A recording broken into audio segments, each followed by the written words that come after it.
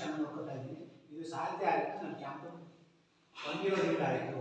ಮತ್ತು ನನ್ನ ಫ್ಯಾಮಿಲಿ ನನ್ನ ಪ್ರೀತಿಸಕ್ಕೆ ಶುರು ಮಾಡ್ತಾರೆ. ಆ ಮಾತು ಕೇಳಿ ಭಾಳ ಖುಷಿ ಆಗೋಯ್ತು. ಆಯಿತಾ, ಈಗ ನಾನು ಹೆಂಡತಿನ ಪ್ರೀತಿಸ್ತೀನಿ ಸರ್. ನಾನು ಅಭ್ಯಾಸ ಮಾಡ್ಕೋಗ್ತೀನಿ ಅನ್ನೋ ಒಂದು ಸಾಕಷ್ಟು ಭಯ ಇತ್ತು ನನಗೆ. ಬಟ್ ಎಲ್ಲವನ್ನ ದೂರ ಸರಿಸಿ ನಾನು ಒಂದು ದೃಢ ನಿರ್ಧಾರವನ್ನು ಮಾಡಿದೆ. ಹಾಗಾಗಿ ನಾನು ಬಿಡ್ಲಿಕ್ಕೆ ಸಾಧ್ಯ ಆಯಿತು. ಬರೀ ನನ್ನ ಒಬ್ಬರಿಂದ ಸಾಧ್ಯ ಆಗಲಿಲ್ಲ ಬಿಡಲಿಕ್ಕೆ. ಒಂದು ಕ್ಯಾಂಪಲ್ಲಿ ಸಿಕ್ಕಂಥ ಮಾರ್ಗದರ್ಶನ, ಎರಡನೇದು ನನ್ನ ಫ್ಯಾಮಿಲಿ ಕೊಟ್ಟಂಥ ಸಪೋರ್ಟ್. ನನ್ನ ಹೆಂಡತಿ ಇರ್ಬೋದು, ನನ್ನ ಮಕ್ಕಳು ಇರ್ಬೋದು, ಹೋಗ್ತಾ ಇರಲಿಲ್ಲ, ಯಾರೋ ತಗೊಂಡು ಮನೆಗೆ ಸೇರಿಸ್ತಾ ಇದ್ರು. ಮನೆಗೆ ಒಂದು ವಾರ ಆದಮೇಲೆ ಹೋಗ್ತಿದ್ದೆ, ತಿಂಗಳಾದ್ಮೇಲೆ ಹೋಗ್ತಿದ್ದೆ. ಬಟ್ ಅದು ಯಾಕೆ ಮಾಡೋದ್ರಲ್ಲಿ ನನ್ನ ಫ್ಯಾಮಿಲಿ ಎಷ್ಟು ಸಫರ್ ಪಡ್ತಾ ಇತ್ತು. ನನ್ನ ಮಕ್ಕಳು ನನ್ನ ಅಪ್ಪ ಅನ್ನೋ ಒಂದು ಇದು ಕರಿತಾ ಇರಲಿಲ್ಲ.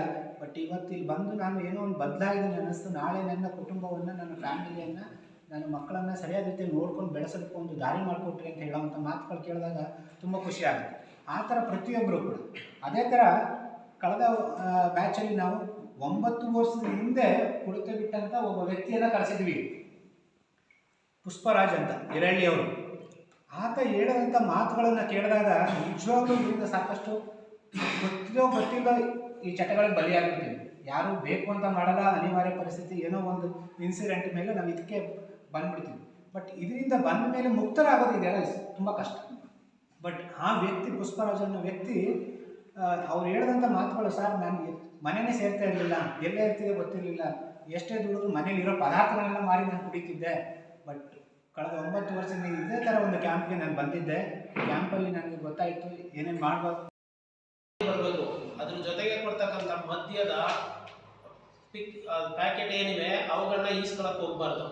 ಅದು ಈಸ್ಕೊಂಡಾಗ ಏನಾಗುತ್ತೆ, ಅದು ಮನಸ್ಸು ಆ ಕಡೆ ಎಳೆಯುತ್ತೆ.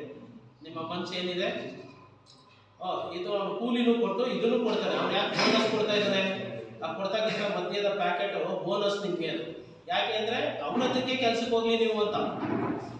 ನೀವು ಆ ಬೋನಸ್ಸನ್ನು ಬಿಟ್ಟು ಬರೀ ಕೂಲಿನ ಇಸ್ಕೊಂಡು ನೀವು ಜೀವನ ಮಾಡಿದ್ರೆ ಚೆನ್ನಾಗಿರ್ತೀರ. ಒಂದು. ಎರಡನೇದಾಗಿ, ಚಿಕ್ಕ ಮಕ್ಕಳಿಂದನೂ ಇರೋದು ನಿಮ್ಮಲ್ಲಿ ಆ ಕುಡಿತಕ್ಕಂಥ ಅಭ್ಯಾಸನ ಉಳ್ಳವರಾಗಿರ್ತಾರೆ.